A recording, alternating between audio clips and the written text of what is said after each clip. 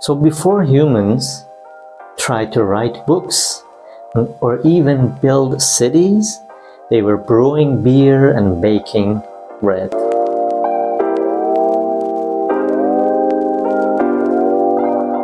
And they had a little fungal friend for this, the whole of the king. Yeah, Saccharomyces cerevisiae.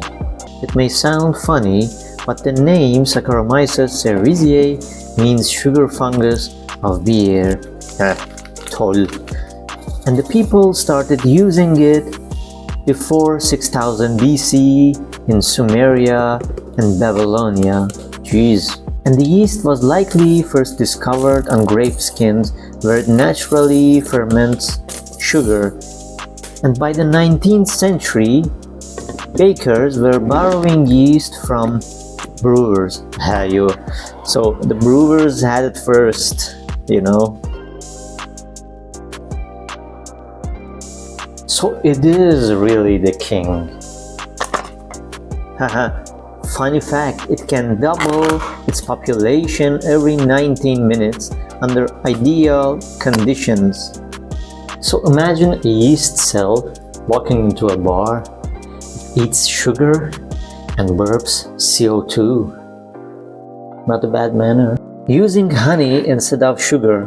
Why does it matter? Because raw honey contains natural yeast and bacteria, and it's a built-in fermentation starter. When diluted, it becomes a perfect medium for yeast to thrive. In fact, honey ferments tend to be more vinegary than sweet, unless you add sugar later.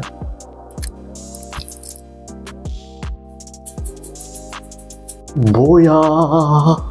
Honey also adds minerals, enzymes, and antioxidants. These can influence flavor and microbial activity. In fact, using honey instead of sugar can reduce alcohol content in fermentation. Now, why should you avoid salt and vanilla in the first step?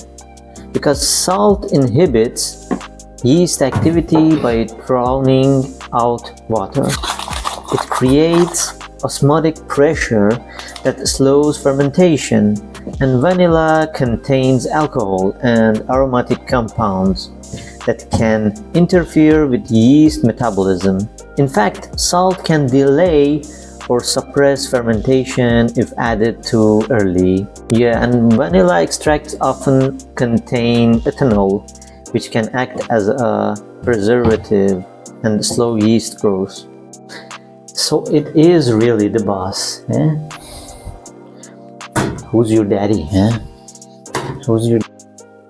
So for curious people, in this video, actually I made a dough with ingredients only flour and yeast, and I used honey to start the fermentation, which I explained to you, and then I fermented the dough for 2 hours outside, and I used a wool shawl to protect it from light.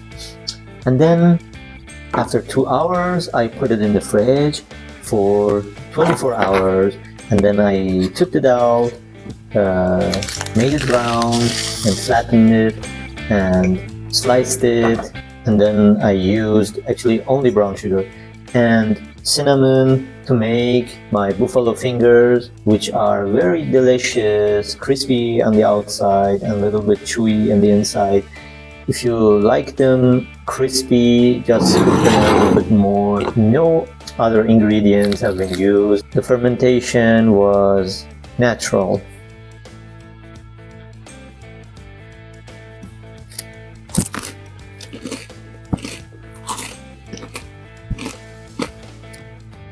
Till next time, baba-laba-dub-dub.